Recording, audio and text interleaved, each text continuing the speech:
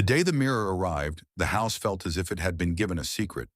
It was an ordinary mirror in an ornate framed brass filigree, glass that held the room like a photograph, but something about the way it leaned against the wallpapered wall made the air grow quieter.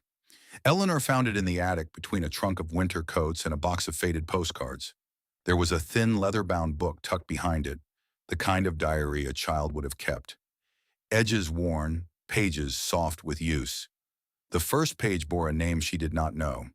Margaret Liddell, born 1897. This is not the cheerful kind of diary. Its ink was cramped and urgent, as if the writer was keeping secrets she feared to speak aloud. Margaret's entries began with small, ordinary details. The tea went cold again. Mrs. Hargreaves laughed at my hat, and then slipped, almost without notice, into descriptions of the mirror.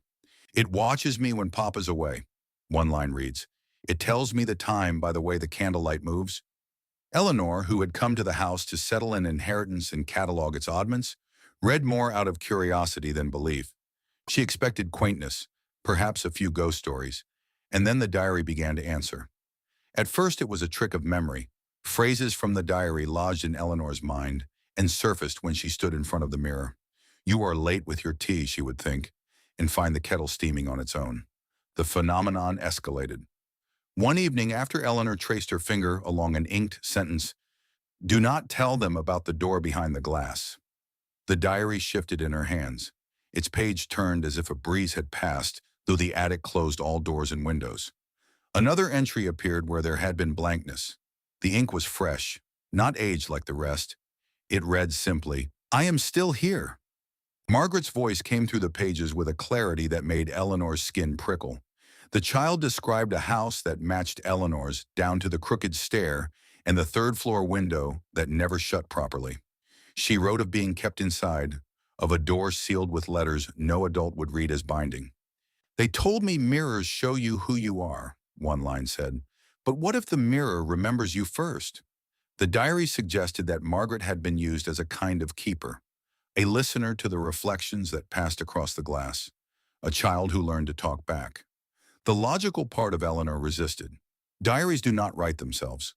Mirrors do not keep memories. But neither explanation quite endured. The entries continued, sometimes anticipating Eleanor's thoughts before she formed them aloud. When the house groaned in winter weather, a new paragraph would appear. The boards complain at night. It is only the wind, but the mirror sings names sometimes. Margaret's handwriting was steady in the most troubling moments, as though she had lived long enough to learn control, though she would always sign with the scrawl of a child. As days passed, Eleanor found herself talking to the mirror, aloud, as if it were a person across a table. "Who locked you out?" she asked. The glass did not reply. The diary, however, offered fragments. A promise made in a cupboard at dawn. They smeared the words with dust so no one would read them. There is a hinge behind the frame. I crawled through when I could. She began to understand the nature of the forgetfulness. Margaret had not been taken but concealed erased from the daily ledger by those who preferred not to be burdened with inconvenient memories. The mirror had become the only audience that would not let her name fade. Eleanor's discoveries were not only spectral but archival.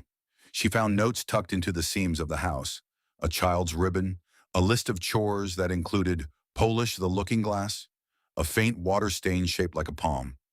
Each item corroborated the diary's account and hammered the impossible into a fragile plausibility. If Margaret had been hidden, who had hidden her? The diary hinted at neighbors, at a family ashamed of a liniment gone wrong, at a silence arranged like a mantelpiece display. Everyone had an explanation, none of them complete. Margaret's words were the only testimony that resisted tidy closure. Confronted with a living narrative written by the absent, Eleanor faced a choice. She could close the diary and consign the mirror back to the attic, a secret reburied with dust. Or she could honor the child whose handwriting refused to dissolve. She chose the latter, beginning a slow process of calling Margaret's name in the light of day, of reading aloud the diary's entries to the rooms that had kept their mouths shut for a century. The house reacted as if waking. A draft unlatched a forgotten window, a loose floorboard revealed a private hinge, and an old portrait, crooked for decades, settled straight as if finally noticed. The diary's last pages remain unwritten, not empty, but expectant.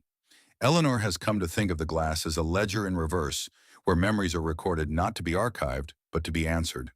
The mirror taught her that forgetting is sometimes an act, not an accident, and that when someone keeps writing back, the past will insist on a reckoning. Margaret may have been a child whose voice was buried behind a frame, but through a book that writes back, she became a living presence, demanding to be seen. Standing before the mirror now, Eleanor no longer sees merely her own reflection. For a moment, two faces inhabit the glass, one grown and deliberate, one small and patient, both tracing the same room with searching eyes. She places the diary beside the frame and waits. The next line might appear tonight or another year from now. Either way, the house is no longer allowed silence. The mirror remembers, and the diary, hungry for reply, continues to write.